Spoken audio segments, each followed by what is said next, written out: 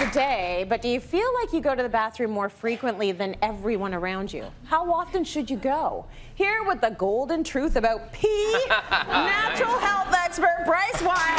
Golden truth. I give that one to Carolyn. That's the producer. She wrote that. If you want to know more about pee, you're in luck. Yeah. The puns can go. Oh yeah. We don't mind talking about excrement on the show, do we? No, we don't. People want to know these facts. They want to know fun facts. They want to know facts, right? When it goes in, it's got to come out, and we need to talk about the coming out. So you've got some fun facts. Yeah, I've got some fun facts to start before we get into the Anatomy and Biology 101. Yeah. So first of all, world record. It was actually documented. Yeah. This was like an Austin power pee, okay? World record pee, 8.5 minutes. Of pee? Of peeing straight. You've got to be kidding me. And it was not Austin Powers, by the way. This was a real dude. How can your bladder even hold 8.5 minutes worth of pee? We're going to get to how much your bladder can hold, but this is an unusual phenomenon. We don't know how this worked and how this happened. I'm probably not too far off. My wife laughs at me all the time. Because it's long. At least 3 or 4 minutes in the morning. Yeah, I can hold and hold and hold. Yeah, absolutely. So, anyways, you're 8.5 minutes. I am. This is gonna ding after the segment's over, right? Okay. The other fun fact is that in Roman times, they told you to brush your teeth with your urine. No. Can you imagine? Why? Don't do it. How could I ever? Ah! It's apple juice. It better be it's apple Welch's juice. tea, all right? It's apple juice. So the urea, the uric acid urea in the pee would actually work. It would whiten your teeth. It would work. Okay. I dare you to swish with it, though. Absolutely disgusting. Gross. Also, for about 100 years since the inception of gunpowder, they used urine for the acids. Oh. So, yeah, the acids in urine. Maybe that was the easiest place to get the acid. Absolutely. You would actually pull that out and make gunpowder. Oh, my gosh. Yeah.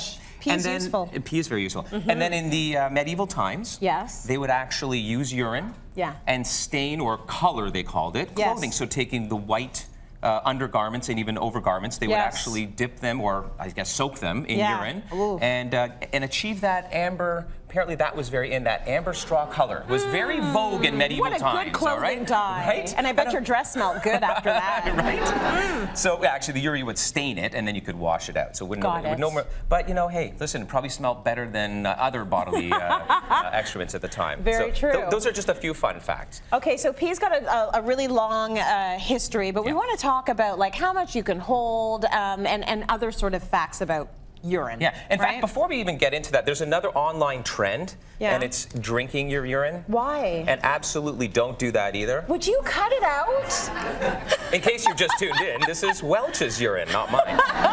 And look, this guy's still going, by the way. Yeah. No, so he's still peeing. He would still be peeing. So don't drink your own urine. Too many salts in there. Even if you're caught, somehow in a desert, don't do it. There's not enough, actual water in urine. So it's a fat. It's also not healthy for your body. Right.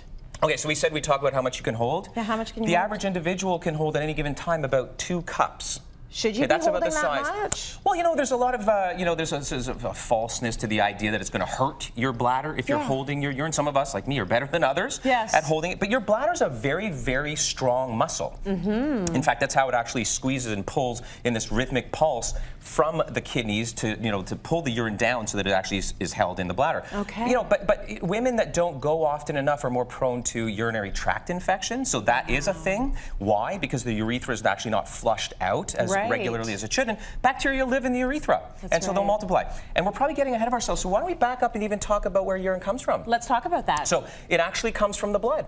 Okay. So this is your body's mechanism. The kidneys are way underappreciated. They're filtration units. By the way, this is the reason why I tell people to drink RO water, reverse osmosis. Why do you want to be the filter, right, of all these contaminants in water? I mean, city water is safe, but it's probably not pure. So go for pure water. So the kidneys filter things like urea, which is a poison. And by the way, think of your urine kind of like Windex, and this doesn't mean start peeing on your windows, folks. This means there is ammonia in Windex, and that is the chemical that we're most concerned about getting out, or our body's concerned about taking out of our blood. It's toxic, so we want to pull that out. It's in the form of urea. Get that out. So it also balances pH. It also balances blood pressure, right? Certain hormones that allow the kidneys to filter out more or less at any given time for the volumetrics within our blood, and that accounts for our overall blood pressure. And toxins and everything else comes out out of our kidneys down the urethra, or down the ureter rather, into the bladder. And that's where it's held, approximately those 2 cups is max. And then you will pee out over the course of the day, approximately 2 liters worth on average, the average individual, over the course of the day. Your urine should look like this. Yes. If it's any other color, talk to your doctor, present to the ER, especially if it's red. That can mean a bad urinary tract infection, but even the big C, like cancer, bladder cancer, we don't want to miss that stuff. That's why your doctor has these chem strips, by the way. I was talking to Adrian, the ER doc, backstage, by the way, which everyone will see in a minute. You know, used to be the old days where we take the sniff test, and it would be, let's say, we would smell an odor, perhaps, like bacterial, or we think, or the doctor would even do a taste test for things like diabetes, sugar. Well, that was the old days. We now know you can't really smell infection unless it's actually bacterial vaginosis. That's a thing. You can't really smell a urinary tract infection in your urine. You want to present to your doctor, run a chemistry strip test to determine whether there's infection, whether pH is off, whether there's things like glucose found in urine, which is a really bad thing. Which, by the way, if you're peeing more than 2 liters of water in a day and your urine's very, very light color, that could be a sign of blood sugar imbalances like diabetes, prediabetes, and diabetes. If you're not peeing, you know, nearly enough, like that 1 liter of water, maybe you're dehydrated. So urine says a lot about our health. So keep it, it should be about that that color. You should check it out. This amber straw-like color. You should look at your pee. Absolutely. Just like you should look at all your excrement. Your poop. You're supposed by the to judge it, right? So, and if you haven't seen the poop segment, go to cityline.tv, check that out. It's there. Or YouTube, check that out. All about poop. But yes, you can tell a lot about pee. Maybe we'll do one in the future about sweat. Maybe saliva, like human excrement. This is the thing. Do all of it. Right? So sexy. Right? You know, so one more thing.